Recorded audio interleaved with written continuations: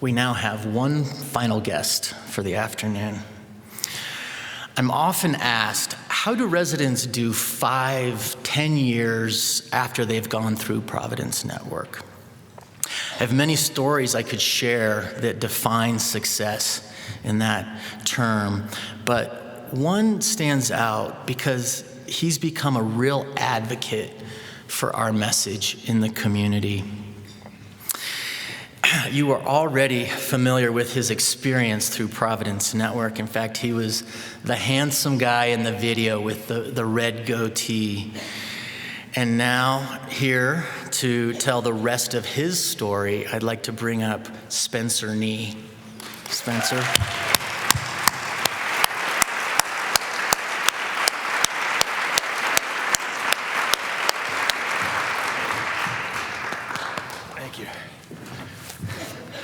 Well, thank you. Did you guys try that cake? I think I'm going to need a new treatment program after this. Thank you. I'm really honored to be here and share a bit of an update about my happenings. Before coming here, I was discussing this talk with a buddy of mine. He said, just avoid trying to sound smart or well-spoken or charming. Just be yourself. Like, thanks, I think. No, I'm deeply honored to be here, as I realize that if it weren't for the continuing support of the people in this room, I would have likely lost my health, my freedom, or even my life by now.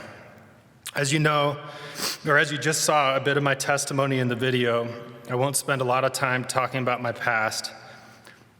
But about 6.5 years ago, I walked into the doors of Providence House in my 20s after years of homelessness, brought on by a combination of bad choices and life-threatening alcoholism. All I had to my name was the clothes on my back, and I couldn't imagine living past my 30th birthday, as years of addiction and homelessness had worn me down into an existence of utter hopelessness. I remember meeting Derek, Denise, Dana, Karen, Tracy, Andy, Brad, Todd, Ashley, and all the others, and being welcomed with open arms to be treated for the first time in several years like a person that deserved to be loved.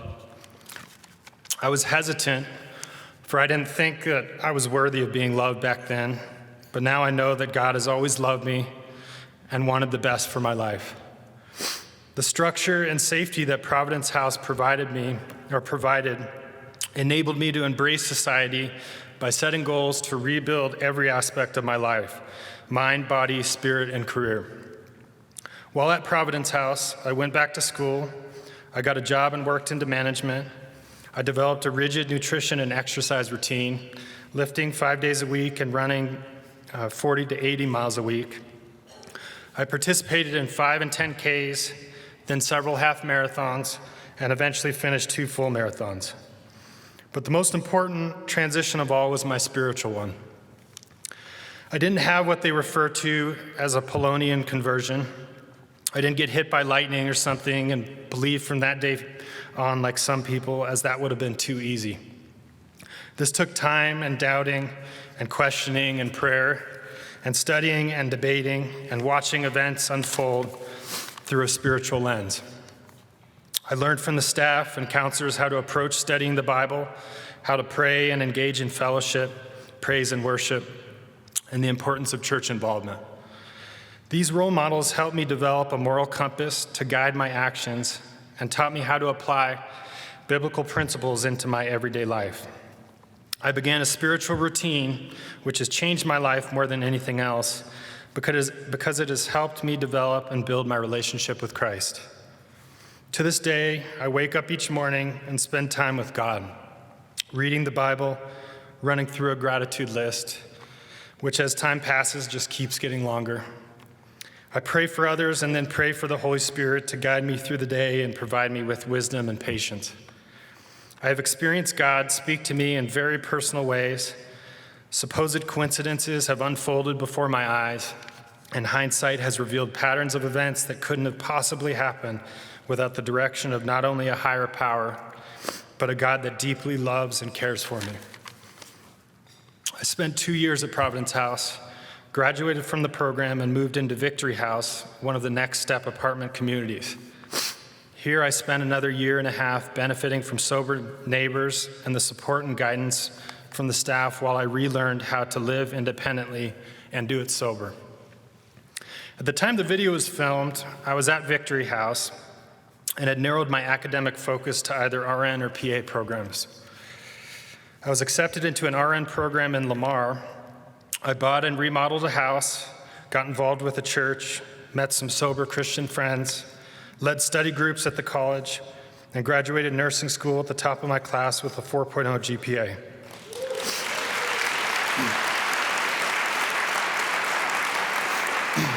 Thank you. I was nominated by my classmates to give the commencement speech at graduation, passed my RN boards, and got a job as a medical surgical nurse at the local hospital.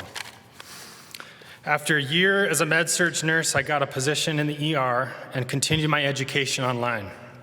I completed a second bachelor's in nursing last July and have been accepted into an MBA program with an emphasis in healthcare management, which I will begin soon.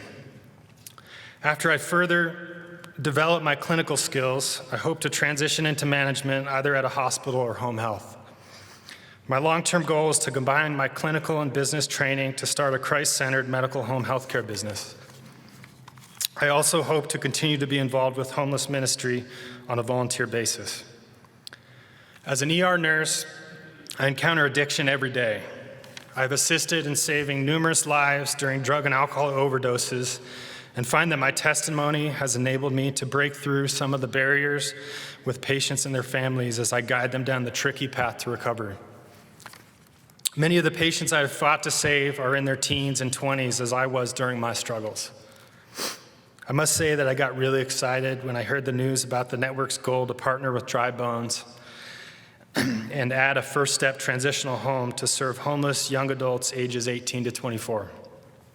As you know, I came into Providence House in my 20s and therefore feel a special connection to this population. As someone that watched numerous age groups work through the program, I feel like there's something quite different that happens when young people truly engage in recovery and develop a relationship with Christ. I feel like this age group, when given the right faith-based counseling, encouragement, and support, is more likely than other age groups to not only make miraculous transformations, but to also be inspired to give back and help others. In this way, helping one young person really branches out to all the people they end up helping, and the impact is almost viral.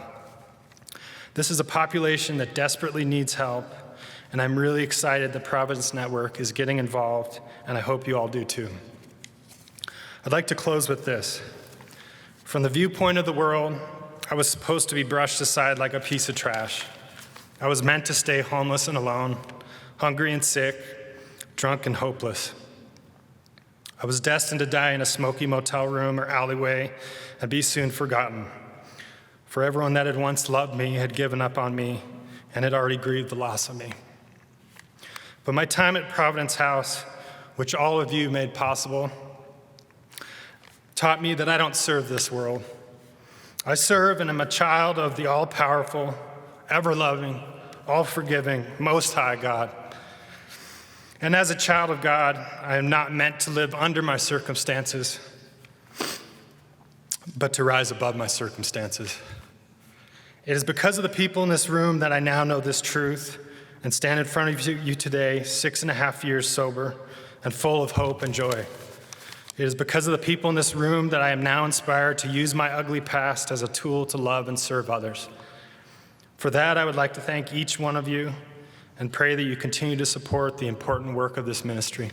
God bless.